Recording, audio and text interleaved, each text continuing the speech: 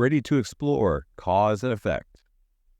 We're diving into The Book of Why, the first chapter, by Judea Pearl and Dana McKenzie.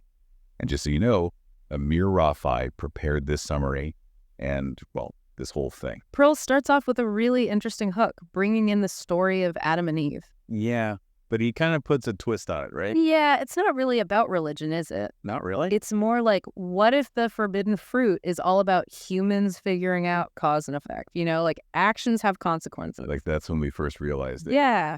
That's a really cool way to think about it, isn't it? Like understanding cause and effect, that's what makes us smart, right? Right. It's what separates us from animals. And even as Pearl says, even the most advanced AI.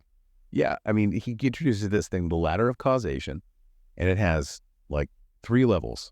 It's pretty amazing how much it clarifies things. Well, yeah, the first level is seeing or observing. So it's basically just recognizing patterns, right? And then making predictions based on those patterns. Like, think of a predator hunting, like an owl going after a rat or something. Right. It just sees, anticipates, and then bam, did it. Yeah, exactly. But here's the thing, even AI, like the powerful deep learning stuff, it's still mostly stuck at this level. Interesting. They're great at seeing those correlations in the data, but that's not really understanding cause and effect, is it? Not really, no. Humans, though, we can go to that second level of the ladder, you know, doing or intervening. Okay. This is about knowing how our actions change stuff in the world. I see. It's not just that things happen together. It's like, if I do this, then that will change because of it. Okay. It's getting a little more complex now, right? Right. But then he adds a third level, imagining counterfactuals. Now, this is where things get really wild. Yeah, okay. This is like peak causal reasoning. All those what-if questions, right? What if I hadn't slept in this morning? What if I've made it to that meeting? Or what if we never invented the wheel? Would civilization be completely different? Wow. Those are some big questions. Right. And you can see how this, like imagining these alternative realities, that's so important for us to learn from the past, for making decisions, and even for, you know, inventing new things. Yeah, totally. Pearl even connects this back to those early humans, you know, with the cave paintings and stuff. Oh, yeah. Those creatures that are like part human, part animal, like that Lion Man sculpture. Yeah, I love those. He says those are like early examples of counterfactual thinking, you know? Yeah. Humans imagining stuff that doesn't actually exist.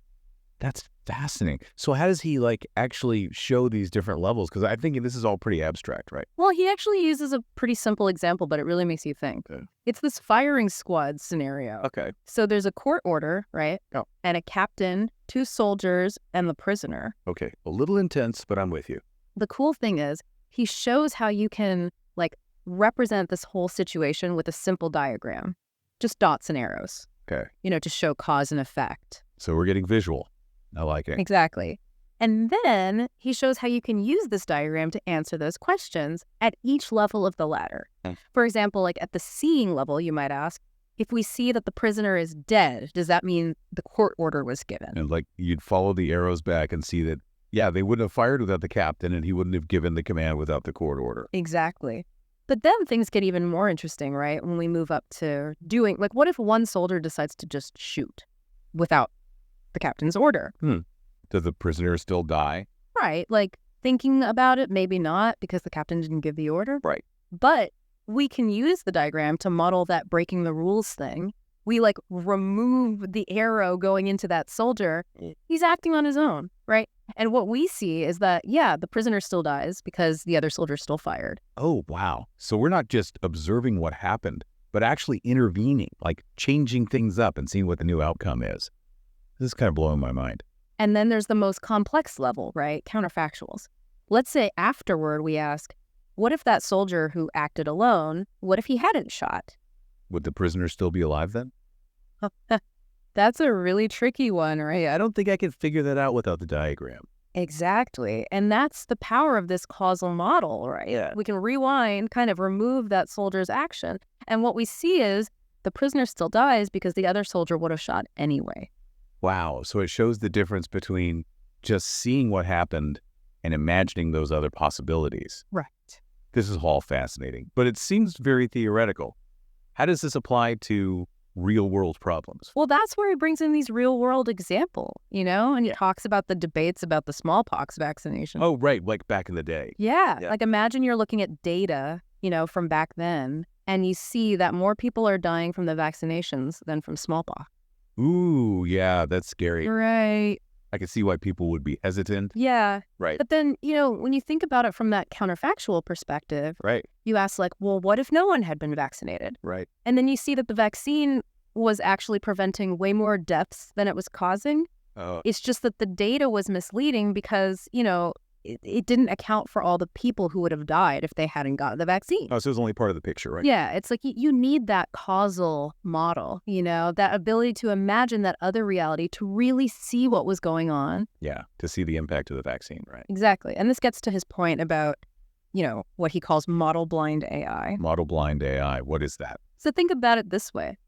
A lot of AI today, especially those, fancy deep learning systems, they're amazing at, recognizing patterns in data, Right. but they don't really understand why those patterns are there. Right. They're stuck at that first level, right? Just seeing and observing. So they can beat us at chess and translate languages, but they can't tell us why they made that move or chose that word. Right, exactly. They don't have that deeper causal understanding that humans have. Okay. And Pearl says that this is a fundamental limitation. Okay. Without a model of the world, AI is always going to struggle with, things like flexibility and adaptability Okay. and making decisions in new situations.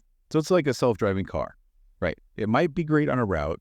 It knows, but then something unexpected happens. Right. Like a detour or a pedestrian does something weird, Right. and then it makes a mistake. Exactly. A human can think, okay, that pedestrian's not paying attention. I got to be really careful. But a model blind AI, it just sees pixels and reacts in a way that's just completely wrong for what's happening. That's a little scary. Yeah. So what's the solution then? How do we teach AI, to climb that ladder of causation? Yeah. That is the big question. Right.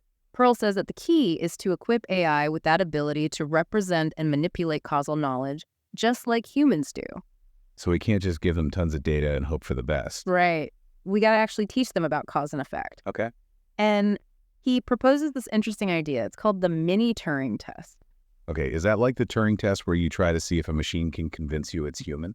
Exactly. But the mini Turing test is specifically about causation. Okay. So you give it a simple story, you encode it in the AI somehow, Okay. and then you ask it causal questions that a human could easily answer. Okay. So like with the firing squad, you might ask, what if that soldier had chosen not to shoot? Exactly. Okay. And to pass the test, the AI has to really understand the story, not just give back a canned answer. So it has to show that it can actually reason about different things that could happen. Right. Imagine counterfactuals and get the consequences of those actions. So it's not just like raw computing power, right? No. It's about having a model of the world that lets it be flexible and adapt.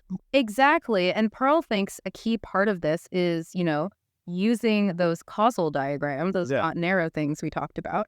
They capture those essential cause and effect relationships in a way that both we and machines can get. And we can play around with them, right? Like remove stuff and see what happens. Yeah, exactly. It's like a tool to explore those what if questions. Yeah. What's interesting is Pearl says even young kids can get these concepts. Wow, really? He talks about research showing that 3-year-olds already understand the whole ladder of causation. So if a toddler can do it, we can teach AI. Right. Well, in theory, yeah.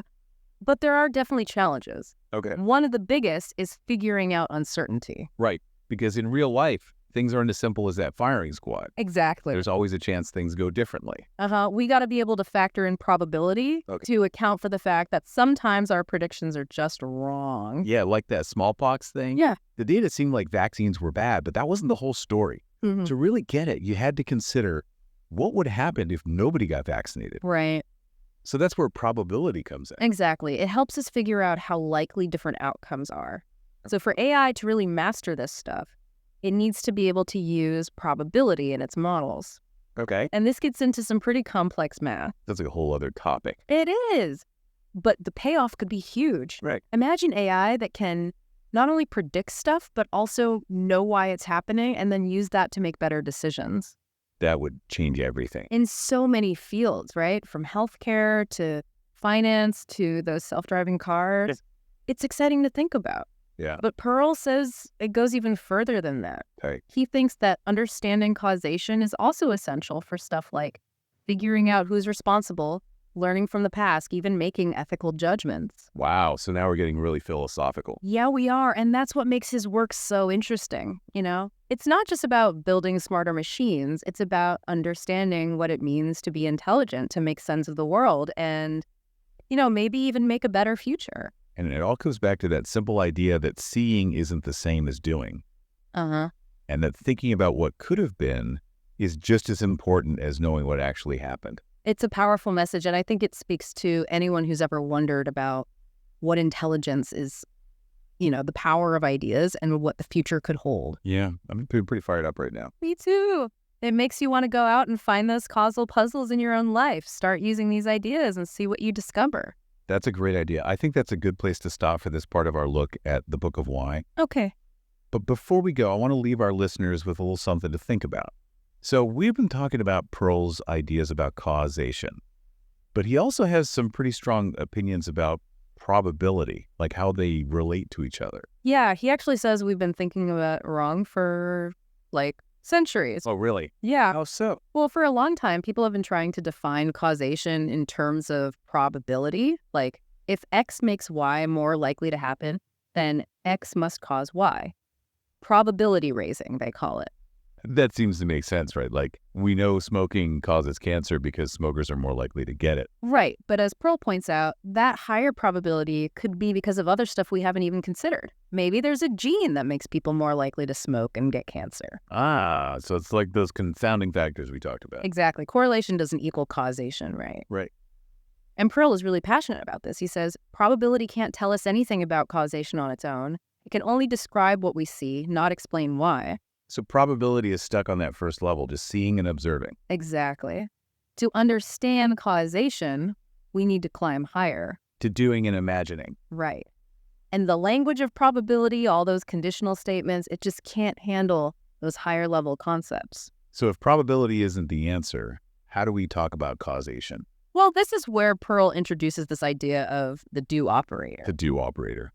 Sounds kind of sci-fi. It might sound a bit technical, but it's pretty powerful. It's a way to represent interventions, those actions that change the world. So instead of saying the probability of Y given X, we say the probability of Y given that we do X. Exactly. It's subtle but important. It shifts our focus from just watching to actually doing something. We're not just observers anymore. Right. We're poking and prodding, seeing how the world reacts. And this is where those causal diagrams come in again. Exactly. They're like little labs for exploring these relationships. Right. We can test our hypotheses, imagine those what ifs, and see what would happen if we'd done things differently. Exactly. You know, for a bit there, I felt like we were getting pretty deep into the technical stuff, but now it's making sense.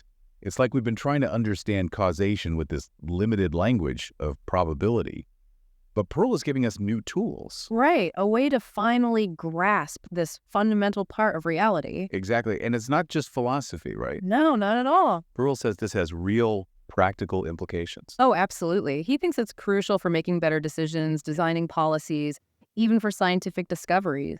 So this is about understanding the world, making sense of our choices, and shaping a better future. Exactly. It's a call to action, to move beyond just correlation and seek that deeper understanding of why things happen. This has been such an amazing conversation. I feel like Pearl's opening up all these possibilities, not just for AI, but for all of us. I agree. He sees this quest to understand causation as a human thing, you know? It drives our curiosity, our creativity, our desire to make sense of things. Well said. And for all our listeners out there, here's a little something to think about. Think about a decision you made recently, big or small. Now try to analyze it using Pearl's ideas. What associations did you see? Did you intervene? Could you have made a different choice if things had been different? It's a great way to start applying this to your own life. It is. And who knows, maybe you'll discover something that helps us all understand the world a little bit better. Absolutely. That's a fantastic note to end on. Thanks for joining me for this deep dive into the Book of Why. I think we both learned a lot today. I agree. This is just the beginning, right? A conversation about intelligence, about causation, and about what happens when we start asking why.